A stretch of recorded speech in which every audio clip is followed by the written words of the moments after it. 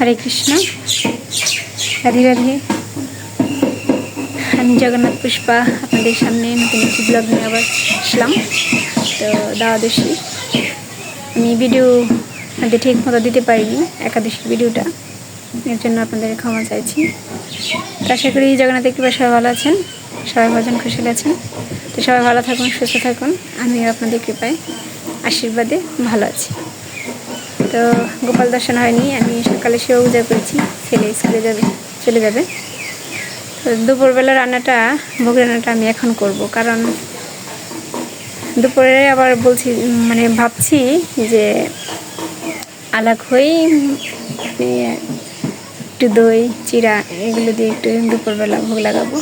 কারণ এখন সকালের পূজা হয়ে গেছে, সেবা পূজা হয়ে গেছে, এখন 9টা সাড়ে 9টায়, আবার 9টার দিকে আর কি ভোগ লাগাবো। ছেলের জন্য রান্না করতে হবে। তো ছেলে একেবারে রান্না করি কিসের জন্য, টিফিন কিছু টিফিন দিয়ে দিলে হয়, কিন্তু ওকে তো আর সামান্য কিছু টিফিন দিলে হয় না, কেননা ও টিফিন নিয়ে যায়। তো ওখানে টিফিন খাওয়া দাওয়া করে বাড়িতে এসে সেবা নিতে পারে না, প্রাইভেটে চলে যায়। এর জন্য আর কি একেবারে এখন থেকে আর কি সকালবেলায় রান্না করতে হবে। তো আমি রান্না করি, আজকে কি রান্না করব সেটা আপনাদের শেয়ার করব। তো আজকে তো আবার গোপাল দর্শন হয়নি, চলুন গোপাল দর্শন করি, তারপরে ভোগ রান্না করি। তো এই যে আমার গোপু সোনাকে দর্শন করুন।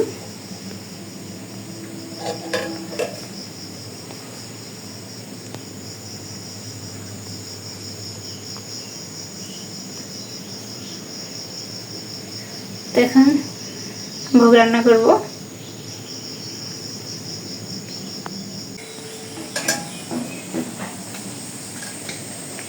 যে সব কিছু নিয়েছি, সিদ্ধ বসিয়ে দিয়েছি, এখন সবজি রান্না করব। তো এই যে গাছের পুরকল ছিঁড়ে নেই, দেখি পুরকল দিয়ে কি রান্না করি। ছাদেও একটি আছে।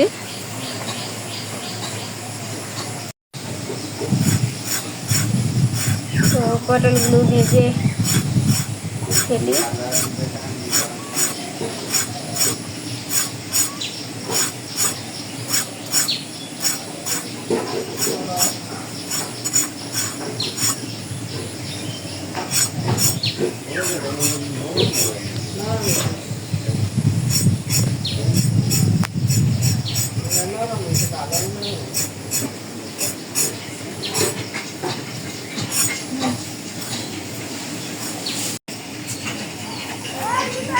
আজকে রান্না করব ফুলকল বটি।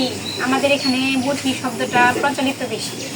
কুমড়া বটি, লাউ বটি, তারপর ফুলকল বটি, শাপলা বটি, এই বটি শব্দটা আমাদের এখানে প্রচলন বেশি।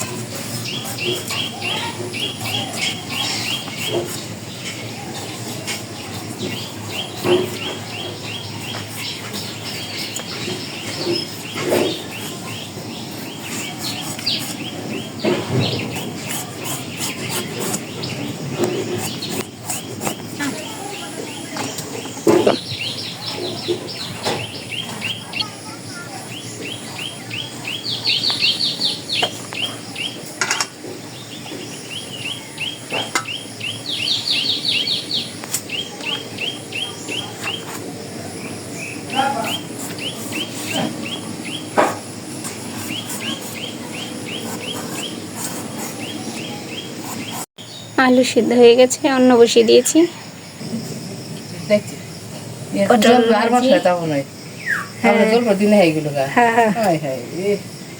এই যে ছোট আলু দিয়ে এই যে পুরকলের তরকারি হবে, সয়াবিন দিয়ে। আর এই যে পুরকল বটি রান্না করেছি, দুই চুলায় দিয়েছি। 8:30 বেজে গেছে, আমার তাড়াহুড়া না করলে হবে না।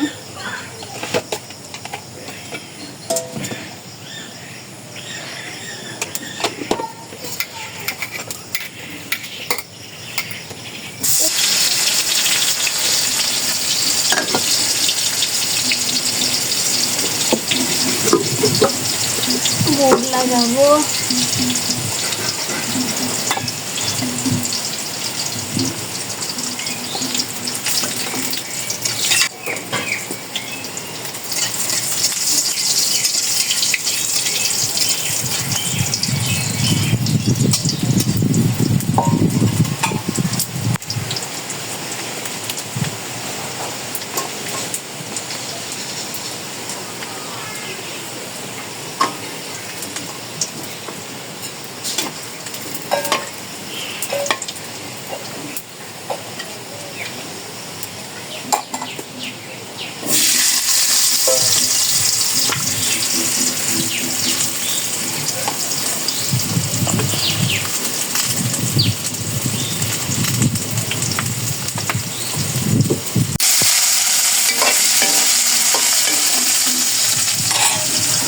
সময় নেই, এই জন্য এই যে তাড়াহুড়া করে দুই চুলাই দিয়ে দিলাম।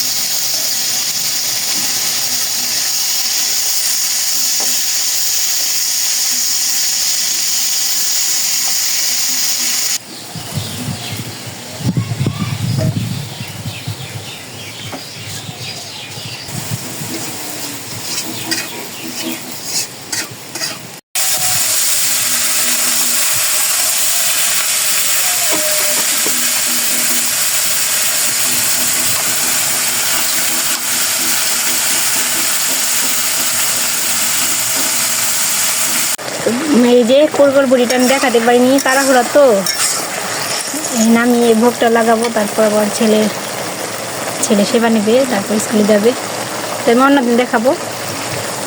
পাশে যে তরকারিটা নামাবো এখন। দর্শন করুন, ভোগ দর্শনাদের ভোগ কাটে আমার এখন গোপালকে আমার ভোগ লাগানো হয়ে গেছে আজকে। এই যে গোপুসোনা, তো এই যে ভোগ দর্শন করুন, ভোগ দর্শনাদের ভোগ কাটে। তো এই যে সকালবেলা ভোগ লাগালাম দ্বাদশীর। বাবু খাওয়া দাওয়া করে স্কুলে চলে গেল, তারপর একটু ঘুম এসেছিলাম, উঠে দুপুরের কর্ম করলাম, তারপরে দুপুরে খাওয়া দাওয়া করে দুপুরে সেবা নিয়ে আর কি। তো এই যে একটু বসে আছি, বড়দি কাঁথা সেলাচ্ছে, আজকে আমি একা একা এখানে বসে আছি, ওই যে কথা বলছি বড়দির সাথে। ওই যে দেখুন, ওই যে হরে কৃষ্ণ, তাকান বড়দি,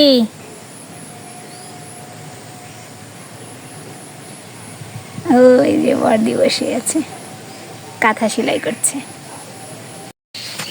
এই যে বসে আছি, বড়দির সাথে একটু গল্প করছি। আজকে তো দুপুরে ফাঁকা, রান্না বান্না নেই, তো একটু আগে মালা করে সেরে দিলাম, এখন বসে আছি, বড়দি কাঁথা সেলাই করছে। তো আপনাদের সাথে একটি কথা শেয়ার করি। অনেক ভক্তরা বলেছে যে কবিতা শুনতে চাই, আরও কবিতা শুনিও। তো আমি একটি আপনাদের কবিতা শোনাবো। কবিতাটি একটু অন্যরকমভাবে লেখা হয়েছিল, যদিও মানি কবিতাটি। তো আমার স্বামীর তো বাবা নেই, শ্বশুর। তো আমার স্বামীর বাবা মারা গেছে ওনার যখন বয়স 8-9 বছর বয়স। আমি শুনেছি তখন উনি বাবা হারিয়েছেন, আর মাও হারিয়েছেন এই তো 2013-তে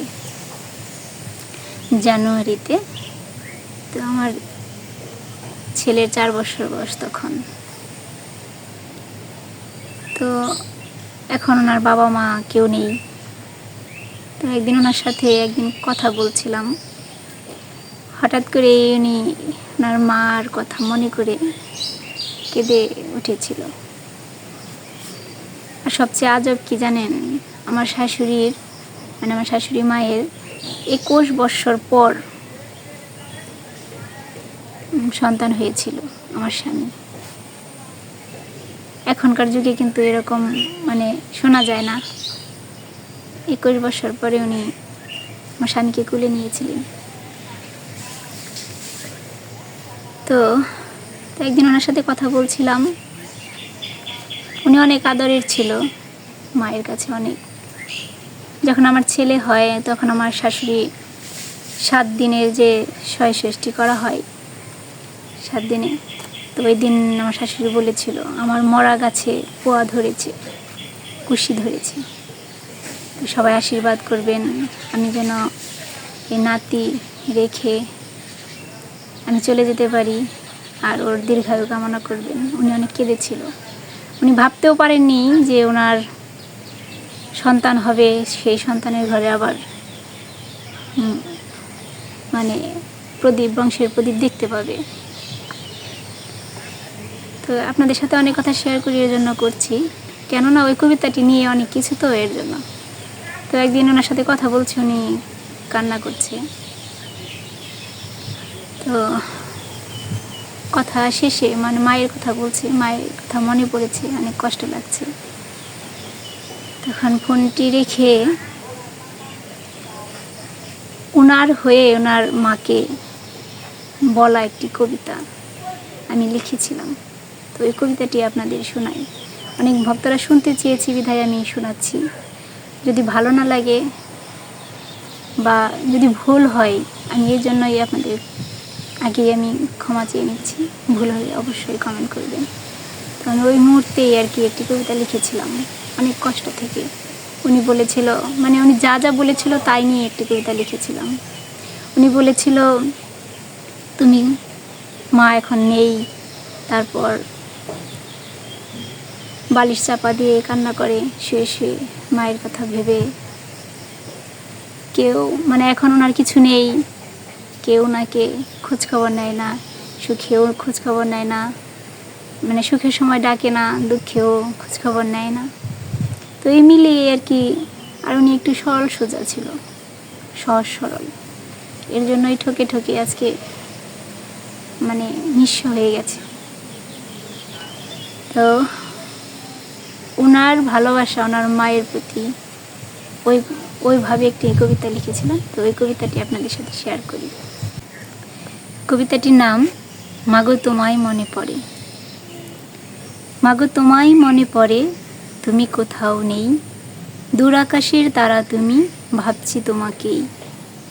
চোখের জলে বুক ভাসে মা, কেউ তো দেখে না, এ ব্যথার সাক্ষী শুধু শোবার বিছানা। কেউ ডাকে না সুখে কারো, দুঃখে নেয় না খোঁজ, আজও আমি বোকা মাগো, মনটা যে অবুঝ। তোমার কাছে ছিলাম যেন কতই না দামি, তোমার মতো কেউ হবে না ওগো মা জননী।